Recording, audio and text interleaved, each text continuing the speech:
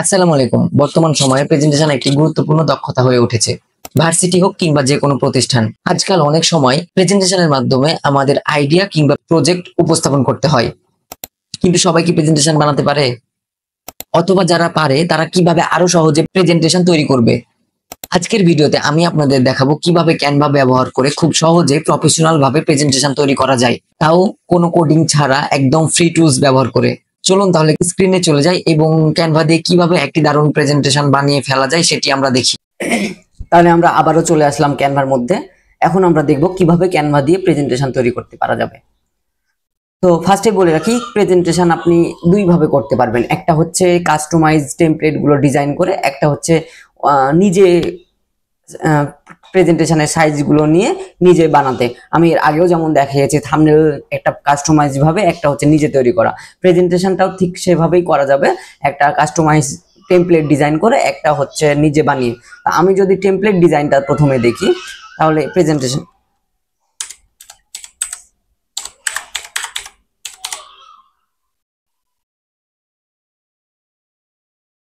এই যে আমি সার্চ বারে প্রেজেন্টেশন লিখে সার্চ দিলাম। প্রেজেন্টেশন লিখে সার্চ দিলে আমার ফার্স্টে যে অপশনটা আছে সেটা হচ্ছে ক্রিয়েট এ ব্ল্যাঙ্ক পেজ 16:9, মানে 16:9 রেশিও হচ্ছে আমাদের প্রেজেন্টেশন সাইজ।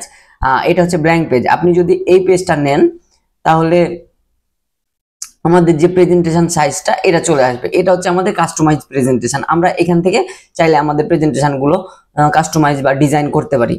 তাহলে এটা যদি আমরা ডিজাইন করি, তো চলেন আমরা আগে দেখি আমরা কিভাবে নিজের ডিজাইন তৈরি করতে পারি। তাহলে আমি এখানে হয়তো লিখলাম, আচ্ছা আমার প্রেজেন্টেশনের নাম আমি একটা লিখলাম প্রেজেন্টেশন লার্নিং বা লার্নিং প্রেজেন্টেশন।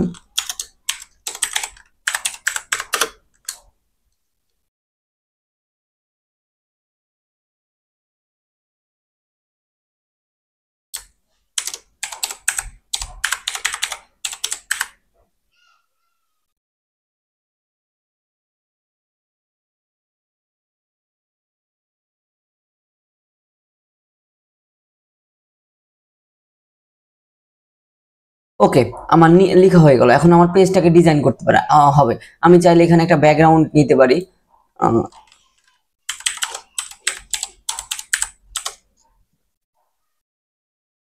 আমি এলিমেন্ট সেকশনে গিয়ে সার্চ করব ব্যাকগ্রাউন্ড।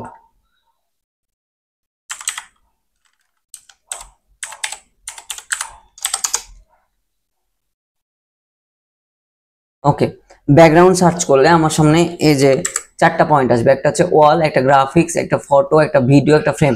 তাহলে আমি যেহেতু ব্যাকগ্রাউন্ড নিব এই জায়গাতে, সেহেতু আমাকে এখানে ফটো নিতে হবে। আমি যদি ফটোতে ক্লিক করি তাহলে দেখেন আমার সামনে অনেকগুলো ফটো চলে আসছে।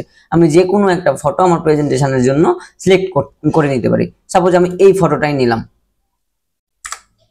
ওকে, আমি এই ফটোটা যেহেতু নিয়েছি, এখন এই ফটোটাকেই আমাকে পুরো পেজটা জুড়ে দিতে হবে। সেক্ষেত্রে আমি কি করব, ফটোর উপর রাইট ক্লিক করে আমি নিচে গিয়ে এই যে এই জায়গাতে সেট অ্যাজ এ ব্যাকগ্রাউন্ড আমি এখানে ক্লিক করব। তাহলে আমার ব্যাকগ্রাউন্ডে ফটোটা সিলেক্ট হয়ে যাবে। দেন এই যে আমার প্রথম পেজ বা প্রথম যে পেজটা সেটা হয়ে গেল। আমি চাইলে এখানে আমার কিছু এলিমেন্টটা যোগ করতে পারি, যেমন বুক। এলিমেন্ট মনে রাখবেন, এলিমেন্টটা যখন নেবেন তখন অবশ্যই গ্রাফিক্সে আপনারা নেবেন, বা এলিমেন্টটার যে কোনো বুক বা আপনার যাই ইচ্ছা হোক না কেন, আপনি এলিমেন্ট যেটাই নিতে ইচ্ছা হবে আমরা গ্রাফিক্স সেকশনে নিয়ে গিয়ে নিব। তাহলে আমি এখানে একটা বইয়ের ছবি নিব বা বইয়ের কিছু একটা নিব।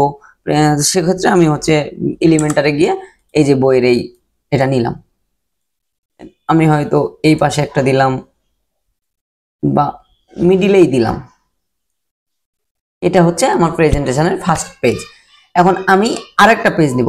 সেক্ষেত্রে আমাকে এই যে প্লাস আইকনটা আছে, এই প্লাস আইকনটাতে ক্লিক করতে হবে। এই প্লাস আইকনটাতে ক্লিক করলে আমার আরেকটা পেজ চলে আসবে। আমি যদি চাই এই পেজের মতো করে আমি আরেকটা সেকেন্ড পেজ দেব, সেক্ষেত্রে আমাকে যেটা করতে হবে, সে এইখানে জাস্ট রাইট ক্লিক করে এই জায়গাতে ডুপ্লিকেট পেজ করতে হবে। বা আপনি যদি রাইট ক্লিক করেন দেখবেন এখানে ডুপ্লিকেট পেজ করার জন্য আপনাকে কন্ট্রোল ডি দেওয়া আছে। আপনি কন্ট্রোল ডি চেপে দিলেও কিন্তু আপনার ডুপ্লিকেট পেজ হয়ে যাবে। তাহলে আমরা রাইট ক্লিক করলাম, দেন আমরা এখন এখানে ইন্ট্রো দিতে পারি। এগুলো কেটে দিই।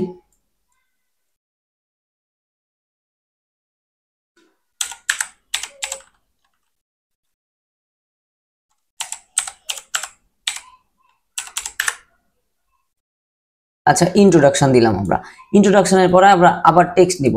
এখানে হয়তো আমরা কিছু লিখলাম, আমি আপনাদের জন্য কিছু না লিখে এমনিতে জাস্ট একটা দেখালাম ডেমো।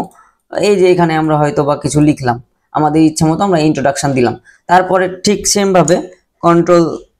ভাবে আমরা এখানে কন্ট্রোল ডি দিব। এই যে কন্ট্রোল ডি দিলে আমাদের এই জায়গাতে আবার হচ্ছে আমাদের আরেকটা পেজ চলে আসলো। আমরা এখন এই পেজে কি আমাদের প্রেজেন্টেশনের টপিকগুলো একে একে দিতে পারি।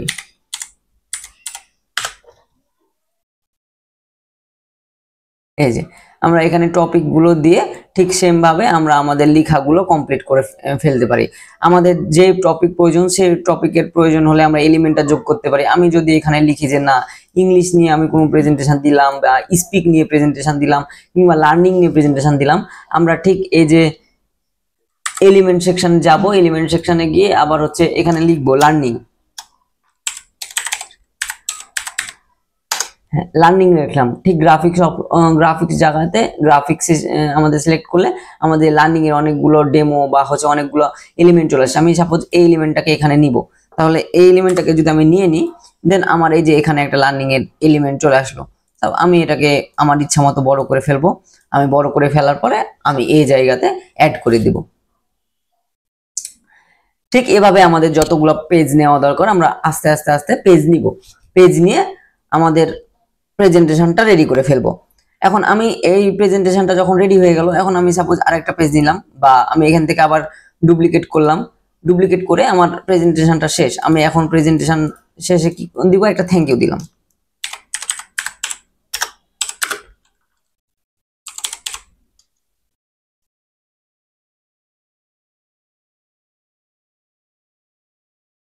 থ্যাংক ইউ দিলাম, আমার প্রেজেন্টেশন শেষ। এখন যদি আমি মনে করি যে না, আমি এটাকে এখন ডাউনলোড করব, তাহলে সেভাবে কি করতে হবে, প্রেজেন্টেশন দুইটা ওয়েতে ডাউনলোড করা যায়। একটা হচ্ছে আপনি পিডিএফ আকারে ডাউনলোড করতে পারেন, একটা ভিডিও আকারে ডাউনলোড করতে পারেন। আমাদের এক এক পারপাসে এক একটা প্রেজেন্টেশন দরকার হয়। যখন আমরা ক্লাস প্রেজেন্টেশন বা আমাদের কোনো কোম্পানির কাজ বা কোনো প্রজেক্ট নিয়ে কাজ করব, সেক্ষেত্রে আমাদের বিভিন্ন ধরনের প্রেজেন্টেশন হইতে পারে। যেমন আপনি এটাকেই যদি ভিডিও আকারে দেন, তাহলে ভিডিও আকারে একটার পর একটা আসবে।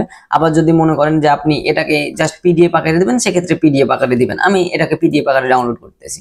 তাহলে ডাউনলোড সেকশনে গিয়ে, এই যে ডাউনলোড সেকশনে গেলাম, আমরা ডাউনলোড সেকশনে গিয়ে এই ডাউনলোড, আমাদের যদি মনে হয় যে আমরা কোনো পেজ এখান থেকে নিব না, যেমন এই সাপোজ এই 5 নাম্বার পেজটা খালি আছে, আমি 5 নাম্বার পেজটা নিব না, তাহলে 5 নাম্বার পেজটা থেকে আমি টিক মার্ক উঠাই দিব।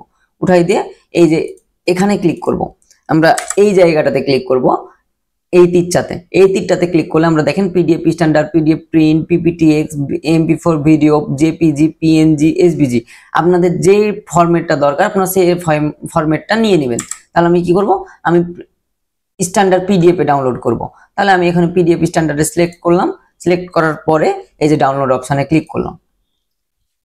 ডাউনলোড অপশনে ক্লিক করলে আপনার প্রেজেন্টেশনটা ডাউনলোড হয়ে যাবে। এই যে আমাদের প্রেজেন্টেশনটা রেডি। আমাদের এখন পেজ বাই পেজ আমি প্রত্যেক পেজে আস্তে আস্তে হচ্ছে দেখতে পাবো।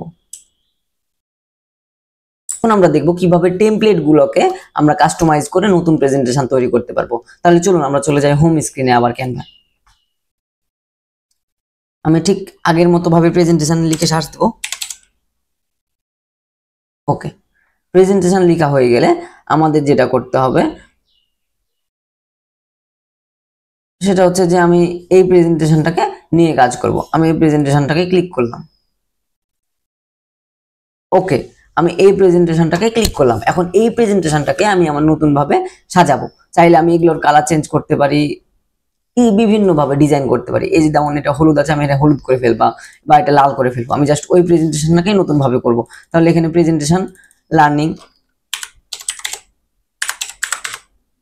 ওকে, প্রেজেন্টেশন লার্নিং, আমি সেকেন্ড পেজে গেলাম। সেকেন্ড পেজ ইন্ট্রোডাকশন, আমি চাইলে আবার এটাকে রেড করে দিলাম। ইন্ট্রোডাকশনের আমি এই যে ফন্টটাকে চাইলে রেড করতে পারি, এই যে রেড হয়ে গেল। আমি চাইলে এই জায়গাগুলোর কালার চেঞ্জ করতে পারি, এটাকে হলুদের জায়গায় আমি লাল করে দিতে পারি। তো ডিজাইন হয়ে গেল। আমি ইন্ট্রোডাকশনটার জন্য যে কোনো একটা কালার ইউজ করতে পারি। আমি যেমন এটা ব্ল্যাক বা হচ্ছে রেড, এটাও রেড করতে পারি। আমার ইন্ট্রোডাকশনের প্রেজেন্টেশনটা হয়ে গেল। দেন আমি এটাতে আসলাম। তারপর এটাকেও সেম ভাবে আমি যদি ডিজাইন করি, তাহলে এভাবে করলাম। ব্যাকগ্রাউন্ড আমার যেগুলো তথ্য প্রয়োজন আমি সবগুলো আমি এখানে আমার নিজের মতো করে সাজাতে পারবো। সাজিয়ে আপনি যদি চান আপনি এই জায়গাটাকে আপনি ফাঁকা চাচ্ছেন, তাহলে এগুলো সব ডিলিট করে আপনি শুধু এগুলোকে ডিলিট করে জাস্ট আমি এই আপনাদের সুবিধার্থে কপি করে দেখাচ্ছি। আমি এই যে এখানে আমার এই লেখাটা পেস্ট করে দিলাম, দেন আমার প্রেজেন্টেশন আর কিছু দরকার না, আমি চাচ্ছি যে এটাই দিব। তাহলে আমি এখন এই লেখাটাকে ফন্ট বড় করে আমি এটাকে রেড করে দিই বা ইয়েলো করে দিই, দেখেন এই যে হয়ে গেল। তো আমি এইভাবে আমার যতগুলো পেজ দরকার ততগুলো নিব। আমার সাপোজ এখন এই বাদবাকি পেজগুলো প্রয়োজন হচ্ছে না, আমি চাইলে সবগুলো ডিলিট বাটন দিয়ে ডিলিট করে দিতে পারি।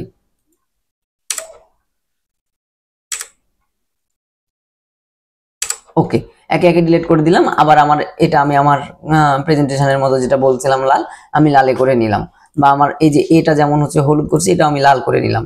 জাস্ট এভাবে আমার প্রেজেন্টেশনটা আমি তৈরি করে ফেললাম। আবার এখন সেম প্রসেসে আমাকে শেয়ারে যাইতে হবে, শেয়ারে গিয়ে ডাউনলোড দিলেই আমার আবার এই প্রেজেন্টেশনটাও ডাউনলোড হয়ে যাচ্ছে।